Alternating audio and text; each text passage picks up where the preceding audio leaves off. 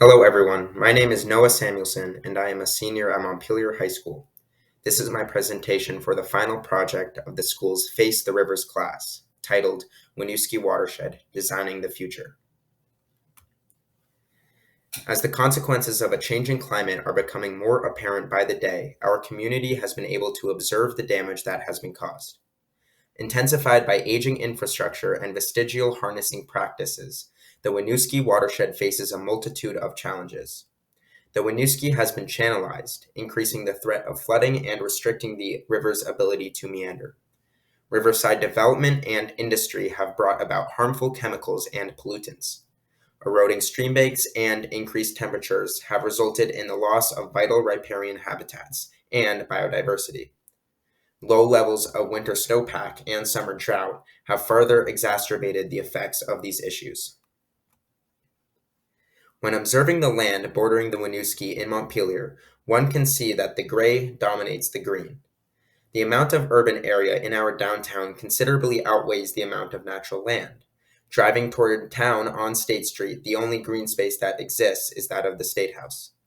Green space does exist elsewhere, but not in the quantity needed to recreate, congregate, and appreciate. Hubbard Park does provide ample space for residents to enjoy the outdoors. However, the park lies on the periphery of downtown and can sometimes feel overwhelmingly large as a space for communal congregation. In Montpelier, most of the gray is not for pedestrian traffic, but for single-use vehicles. Consider this red highlighted satellite image of the area surrounding State Street, taken from Google Earth. A discrepancy is revealed when comparing the amount of land designated for single-use vehicles, whether that be driving or parking, to the amount of natural land, for example, trees or lawns. Data extracted from the program Map Developers shows vehicular land is roughly 70,000 square meters, whereas natural land is only about 27,000 square meters, almost 2.6 times less than its counterpart.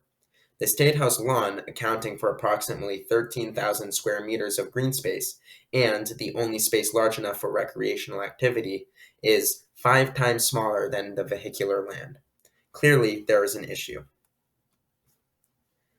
The lack of green space in our downtown has inspired me to design a riverside park where Vermonters can work, live, and play. Several factors were accounted for when choosing a location that could accommodate a park large enough for recreation. The park could not interfere with a road or the main entrance of any property. Parking lots occupy a significant portion of the urban area in Montpelier. Thus, transforming a parking lot into a park could be attainable.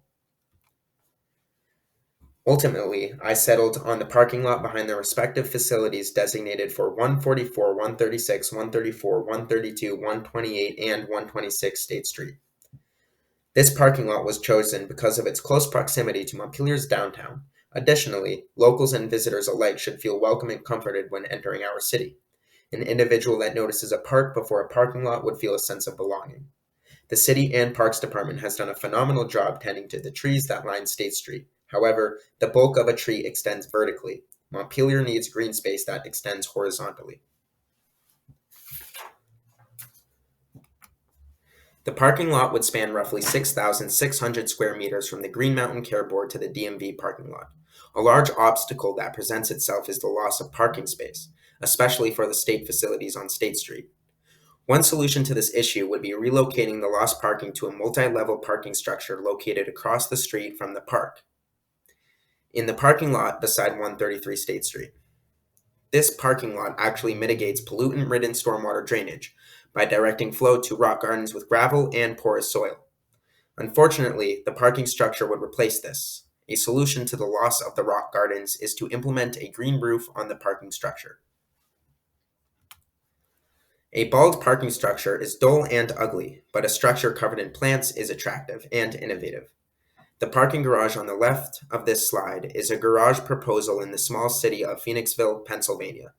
A few of the benefits highlighted from this proposal, quoted from the parking study, are a green public park on the top level, space designed as a performance/event venue to generate revenue, renewable energy, solar canopies providing shade and protection from rain, green walls to provide beauty, habitat, and stormwater management, and last but not least, bike and parking rentals.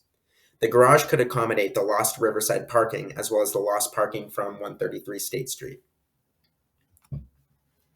Parking for individuals or families that desire to use the park would be able to park at a small lot left between 144 State Street and 136 State Street. Another issue that arises is the parking garage would overtake the space currently used by the summer Saturday Montpelier Farmers Market. Relocating the farmers market to the park would provide many benefits. The new location would be on the downtown side of the park, closer to the State House. Some of these benefits include approximately 2,800 square meters of space, allowing for additional vendors, a mini stage for concerts, additional seating, and a paved walking path. The new location would also allow a riverside view and less congestion. There are many quality of life and health benefits that can emerge if the Riverside Park is implemented. Community members will have a large green space to congregate and recreate. This might include games between friends, picnics, painting by the riverside, relaxing with a book, eating on your lunch break, or attending an outdoor concert. Religious groups could gather, yoga could prosper, and dance could flourish. The area would be green and lush and would allow state employees to enjoy a pleasant view from their offices.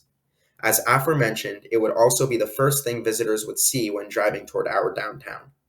The area would improve biodiversity, introducing a variety of flora and fauna that could occupy and share the space with humans. The river in that particular area would be void of all stormwater runoff and vehicle waste from the bordering parking lot. This would allow for more greenery to emerge on our riverbanks and the water to be cleaner for swimming. There would be paved walkways through the park, allowing individuals that use wheelchairs to access. The park could be used as an alternative classroom to educate nearby high school students or to begin walking tours of our downtown area. A stage could be erected, allowing for musical or verbal performances. If you have ever attended Camp Mead in Middlesex or other local outdoor stages, you probably understand how special an outdoor stage can be. Last but not least, a canoe kayak launch for individuals seeking the thrill of the Winooski. With every proposal comes challenges. Remediating the area to improve biological productivity, soil fertility, and ecological growth will be difficult as the land has been concrete for a very long time. Getting approval from the city and the cost could slow or halt the project. The parking garage would have to be built first to provide parking while the park is constructed. Prolonged maintenance of the site is crucial for its upkeep, which could be done by the city, parks department, or local youth conservation corps. Without a plan to grow and protect the plants, trees, and grasses, the park would be nothing. All of these issues, however, can be avoided or worked around with the correct approach and implementation. As you can see here, this is a doctored image of Montpelier in which I drew in the park and parking garage. You can see the farmers market on the far right, below of which is a canoe and kayak launch.